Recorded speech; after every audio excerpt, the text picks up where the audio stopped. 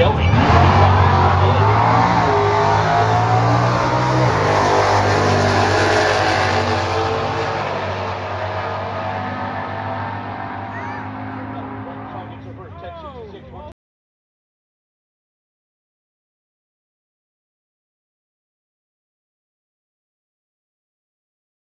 I love muscle cars. There are so many of the older Mustangs that I would love to have.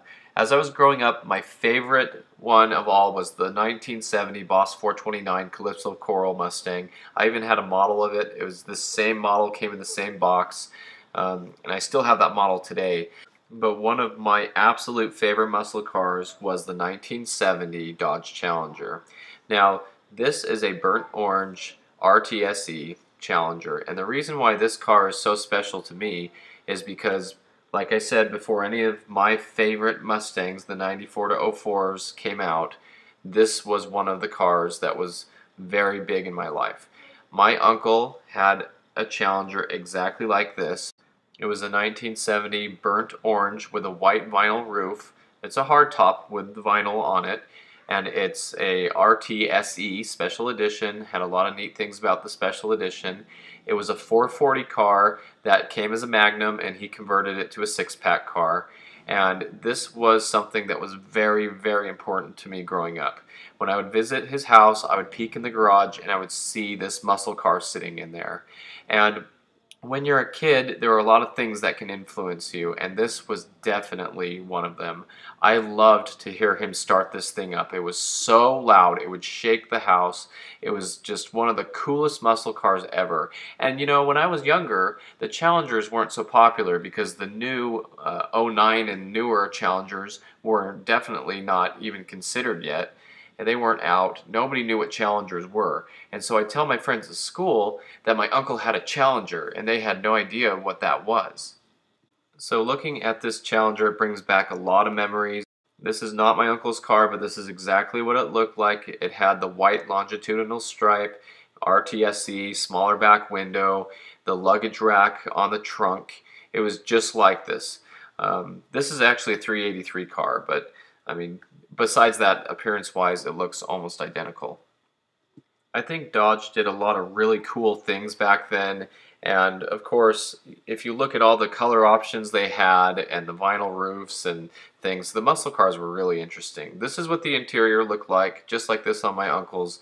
It was a slapstick automatic. You put the lever all the way down into slapstick, and then as you run through the gears, you just hit it into the next gear, hit it into the next gear. He let me drive it when I was 16. It was really awesome just to be able to experience this kind of muscle.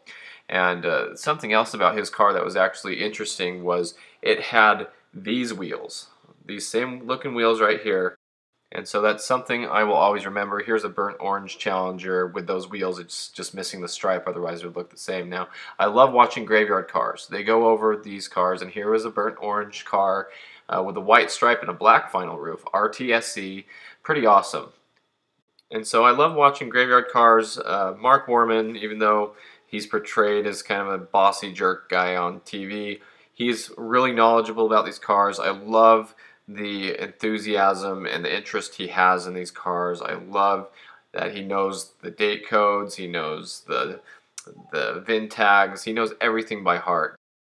So they have the show in Vegas. It used to be called Mopars at the Strip, and I've gone to that show before, and it was really big, and there was a lot of autocross and show and drag racing and really neat things for the Mopar cars, which I'm interested in, as you can tell. But they have actually changed the show to be muscle cars at the Strip instead of Mopars at the Strip. And that gets in a lot of all of the muscle car people like me, who are Mustang people and Camaro people and everything. And it kind of brings everybody together. So I think that's really cool that they've done that, because a lot of people enjoy this show, and it's kind of diversified it a little bit. But we got down there, and my uncle had actually bought an extra ticket, and my cousin, who has the red Mach 1, his son, invited me to go and use the extra ticket. So that was very nice of them to take me down to the show. I've always wanted to go every year, but there's always something that comes up, or you you think about the cost of driving down there and the tickets and everything, and I usually just end up not going. But this is his '09 Challenger. He puts these Lightning McQueen stickers and windshield shade up when he parks it at the car shows for the kids. I think that's pretty cool. But right when we got there, there was this beautiful red Hellcat. I kept looking at this car like, wow, that is such a nice car. That is a very nice car. And then there was a barn find tent, and there was a Boss 429 in this tent. I couldn't believe it. Like I said earlier, the Boss 429 was probably my favorite muscle car growing up. I had the Calypso Coral model that was a 70. This is a 69. And this was just so cool to see. Of course, it doesn't have front seats or a drivetrain or anything, but this is so cool. It's probably the second one I've ever seen in person. But you can see that they have a different hood and a different trunk for the car. But just actually seeing a Boss 9 car is so cool. I really love barn finds, and I love that these cars were saved, because a lot of muscle cars got crushed in the 70s. People didn't think that they would be on the road anymore. The gas prices were through the roof. It was just one of those really sad things that destroyed such awesome cars. And I just love this, that somebody had the mind to put this away and let it be preserved until later on. So this is just one of the coolest things for me to see, and actually get to see a Boss 429. Now you can see more information about this car if you go on to Instagram, and there's this page here, Mopar's 5150. And the cool thing about this is they actually have a YouTube link, and they have pictures of the car when they got it, a little video of when they pulled it out. So this was just one of the coolest things to see. Now I went back again in the evening, and I got some more video of the car because the lighting was actually a lot better in the tent. And for some reason, the fall, this time of year, is when I get into the barn find phase, and I start looking at them, probably just because fall and barns and pumpkins and all that is like Halloween. That's all kind of the same type of thing. But I did get to see the CarCraft number on this car. It was in the door, which verifies it is a true Boss 429. Another one of my favorite barn find YouTube channels is Patrick Glenn Nichols Muscle Car Barn Finds. I love watching these. The 70 Chevelle was also one of my favorite cars growing up, and there was a really cool SS 396 Chevelle there. And when I watch Patrick's videos, it's so cool because he goes around the car, he authenticates these cars, he goes over the VIN tags and everything. So it was cool to see a 70 Chevelle because he loves those so much. And this was the only pink one of these cars made, as far as I believe. So there were a couple really neat cars in the barn find, this 71 Challenger and this Coronet. The Coronet was a 440 6-pack, 4-speed car, 410 gears, and the Challenger was a 426 Hemi. And my friend was telling me they were going to race these two cars together. And he had his money on the Coronet, and he was right. Now, the cool thing about the Challenger is they just got it running 3 days before the show. And so they're out there, they put some drag radials on both cars, and they were running them down the strip.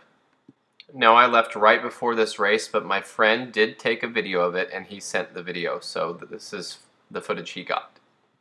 Alright, so these two cars right here are kind of a section of the nose of barn finds. Well, believe it or not, they are actual barn finds that we came across not too long ago. Folks at Muscle Cars at the Strip arranged for these two barn finds to be given to a couple of very special individuals. One of them happens to be a school teacher at a district in Utah who essentially is the epitome of like that community-minded school teacher. He serves his community every single day, selflessly, and as such, was awarded one of these cars. How about this? Muscle Cars, look at these cars. True barn find right there. There's no payout though. Well, somebody fired it up and shoot out the back. It was really cool to see a couple barn finds make their way down the racetrack. How about 14, 95, and 93 miles an hour? So that's really cool to see a 426 Hemi car like this Challenger running down there. I love the Challengers, as I've said before. They mean something to me from growing up. And so something really interesting about this car was my friend asked the guy what he paid for it. In the condition it's in, being a barn find. And he said, I paid pretty good money for it. And he said, well, come on, tell me what'd you pay for it. And he said, I paid over $100,000 for this car. And I was really shocked to find that out. But then he said, I've already been offered $200,000 for this car today. So there was a Plymouth Superbird there in the barn find tent. Something that my friend told me that I didn't know was they made so many more of the Superbirds than the Dodge Daytonas. So I thought that was actually pretty cool. Another car I really liked seeing was this white Challenger, the 70 Challenger RT. It might have been a 426 car, shaker hood as you can see, and it was a tribute to the Vanishing Point car. The movie Vanishing Point featured a white 70 Challenger, and a lot of people who are into the Mopars know about that. So I thought that was really cool to see. He even had a model of the Vanishing Point car in the back window and a license plate, a Colorado license plate from the movie. So I thought that was really cool to see. Such a good looking car. In 1997 they remade the movie Vanishing Point. They restored some Challengers for the movie, and they say all the original Challengers from the original movie were destroyed, and the hero car from the 1997 movie was restored. And everything I ever knew about that car was Year One was in charge of restoring all these cars, and then Year One restored the car after the movie again and kept it, and somebody else has it now. Something cool about the Vanishing Point Challenger as well is the band Audioslave actually made some kind of a music video where they're driving around it, and it has some clips from the movie and it has some clips of them driving around in this car. And so if you know what you're looking at, it's the Vanishing Point theme there. So really cool to see this car. Obviously this is a shaker hood car. The other one didn't have the shaker on it, but beautiful, beautiful car. One of my other favorite YouTube channels to watch in this season is Nick's Garage, and this guy Nick is up in Canada. He's an older gentleman who has worked on these cars for years. He has a shop, he does this for a living, and he found this original 440 car that he converted and restored into a car that he called Project Kowalski, because that was the name of the guy in the movie Vanishing Point. And so look at his beautiful white Challenger that he brought back from the dead and restored. And so it's cool to see that and think about him, because I do like watching his channel as well. He is really good at working on these old cars. Now, one of the craziest Challengers I saw there at the show was this Panther Pink with a neon pink stripe. And I couldn't believe it when the owner told me that it came this way from the factory. He said this car was ordered by Mary Kay, and they made 2 of them like this, and I think there were like 9 or 12 Panther Pink Challengers made as well. So that was incredible to see this car. I couldn't believe it came with the stripe like that. That, to me, I thought that was totally aftermarket, but he said no, that was a factory stripe. And again, Mopar does so many cool things. Now, I love this car show. I mean, when do you see a Plymouth Superbird or a Dodge Daytona?